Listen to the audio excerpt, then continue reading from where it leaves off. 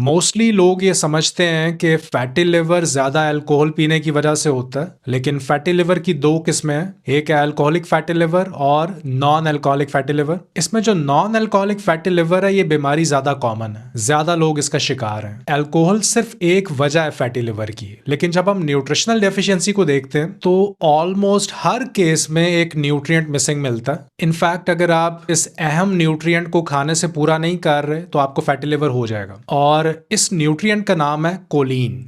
अब choline technically एक vitamin नहीं है, ये एक एसेंशियल न्यूट्रिएंट है। मतलब इसे आपको खुराक से लेना पड़ता है, बॉडी से खुद नहीं बना सकती, बहुत कम मिकदार में ये बनता है। और ये बी विटामिन के ग्रुप का हिस्सा, ये ग्रुप में काम करता है, बी विटामिन के साथ मिलकर काम करता है, जैसे कि B12 और फॉलिक एसिड वगैरह। और इनका मेन काम होता है फैट और प्रोटीन मेटाबॉलिज्म, यानी इन्हें तोड़ के बॉडी के इस्तेमाल के काबिल बनाना, जिसमें ग्रोथ, रिपेयर और मेंटेनेंस आ जाते हैं, brain development, liver function, muscle movement, nerve function. और इसमें कोलीन का मेन काम होता है लिवर के ऊपर से फैट को हटाना। तो अगर जिस्म में जरूरत के मुताबिक कोलीन मौजूद ना हो तो लिवर के ऊपर फैट जमना शुरू हो जाता है। और कोलीन की कमी बहुत कॉमन है। इसकी वजह एक जेनेटिक डिफेक्ट है, एक जीनियाती बीमारी है जो बहुत कॉमन है, बहुत से लोग इसका शिकार हैं। इसे पॉलीमॉर्फिज्म कहते हैं। इसमें बॉडी में कोलीन मेटाबॉलिज्म में इन्वॉल्व एंजाइम्स अफेक्टेड हो जाते हैं, कोलीन को रेगुलेट करने वाले एंजाइम्स की कमी हो जाती है। तो इसमें फिर आपको कोलीन की मिकदार बढ़ानी पड़ती है प्रॉपर इफेक्ट लेने के लिए, क्योंकि नॉर्मल मिकदार से, स्पेशली जो हमारा डाइटरी पैटर्न है, खाने में जो आजकल हम चीजें खा रहे हैं, ये इस मसले को फिक्स नहीं कर सकती।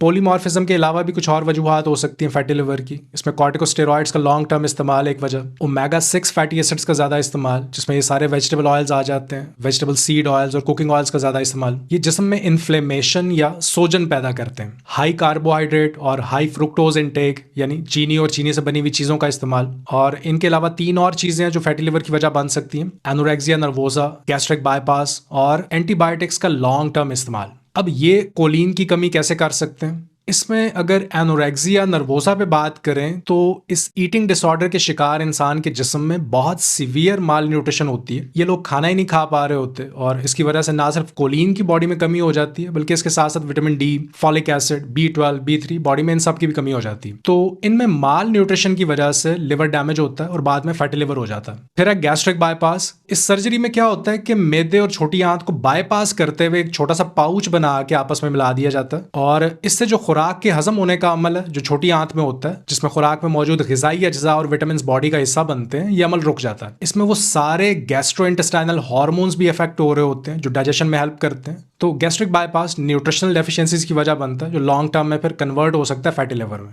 अब एंटीबायोटिक्स और कोलीन में क्या रिश्ता है?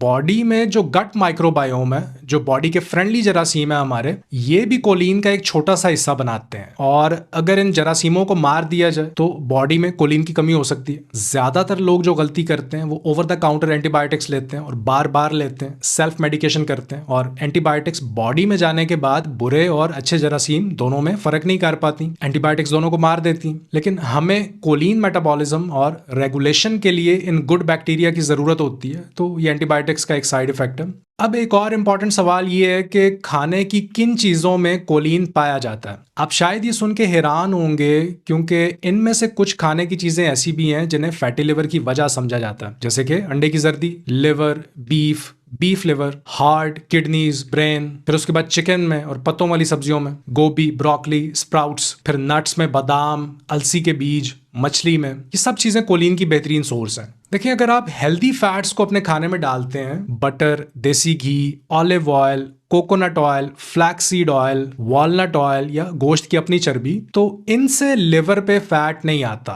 कुछ स्टडीज में ऐसा लिखा गया है, लेकिन अगर आप इन्हें पढ़ें तो इसमें जिन चूहों पे लैब में टेस्ट किया गया था, इन्हें हाई फैट डाइट के साथ हाई कार्बोहाइड्रेट्स भी दिए गए थे, लेकिन इनमें हाईलाइट सिर्फ हाई फैट डाइट होती है, जो कि मैं समझता हूँ कि सही नहीं है। तो अगर आपको फैटी लिवर है तो मैं रेकमेंड करूंगा कि आप कोलीन लेना शुरू करें और इन चीज़ों को अपने खाने में शामिल करें जिनमें कोलीन मौजूद है, और उन चीज़ों को निकाल दें जो फैटी लिवर की वजह बन रही हैं। अगर आप कोलीन सप्लीमेंट लेना चाहते हैं तो चूंकि आपको ज़्यादा कोलीन की ज़रूरत है, तो मैं रेकमेंड करूंगा कि आप 3 ग्राम पर डे से शुरू करें और आहिस्ता आहिस्ता इस डोज को नीचे लाते जाएं। अपने प्राइमरी डॉक्टर को भी ऑन बोर्ड कर लें ताकि वो भी इसमें आपकी मदद कर सकें। एक्सरसाइज ज़रूर करें, शुरू में सिर्फ 20 मिनट की वॉक भी काफ़ी है। मैं खुद भी एक्सरसाइज करता हूँ और हर किसी को रिकमेंड भी करता हूँ। आज की वीडियो के लिए इतना ही। मैं आपसे मिलता हूँ अगली वीडियो में। अपना ख्याल रखिए। अल्लाह हाफिज़।